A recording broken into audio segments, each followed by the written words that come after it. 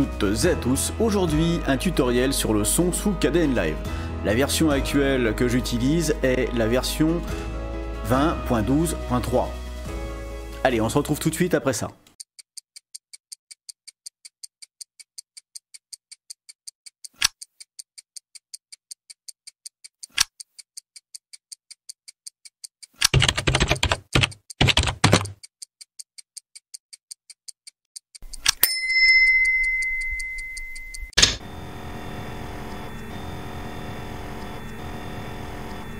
Alors déjà, qu'est-ce que Kdenlive ne fait pas? Alors il y a beaucoup de choses qu'il ne fait pas, mais il y a beaucoup de choses qu'il fait. Alors en matière de son, si on regarde sur le site de Kdenlive, eh bien on voit déjà que au niveau du son, eh bien il n'est pas compatible avec un serveur jack. Alors vous allez me dire, ouais, c'est quoi un serveur jack?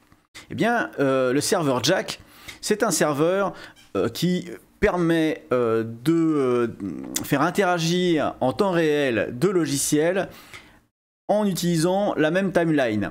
Alors par exemple ici, il est compatible Ardour, il est compatible LMMS, il est compatible avec un tas de trucs, mais pas avec Kdenlive. Alors si on regarde les applications, on voit que Audacity est compatible. Donc je ne vais pas aller plus loin. Et puis derrière, en fait, vous avez les applications compatibles avec un serveur jack. Alors, jack est bien sûr compatible Windows et Linux. macOS, je ne sais pas, je ne vais pas vous répondre. Et donc, par exemple, si on a un shortcut, un Blender qu'on utilise pour le montage vidéo, vous allez avoir sur la timeline ici qui bouge, hein, sur le temps. Et s'il est coordonné, cadencé par le serveur jack, eh bien, on aura sous Audacity le même mouvement ici exactement au même instant. Donc Audacity est spécialisé dans le traitement du son. Alors c'est un peu moins lourd que Ardour et on peut embarquer dans Audacity des plugins tels que les Calf. Donc j'ai déjà fait une vidéo là-dessus. Donc on peut rajouter des instruments, on peut mettre des modulations d'effets, c'est-à-dire que des chorus, des phasers, des fungers, enfin des modifications de son.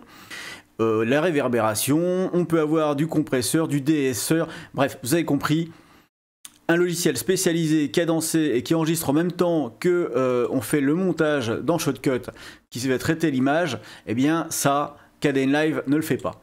Par contre, on peut quand même contourner ce problème en faisant un pré-montage. Après, je dirais qu'on le contourne, mais finalement ça va être peut-être un peu plus simple aussi pour les novices au niveau de l'installation. Allez, on repasse tout de suite sur notre Kdenlive bien aimé, et lui il sait faire des choses et on va les faire ensemble.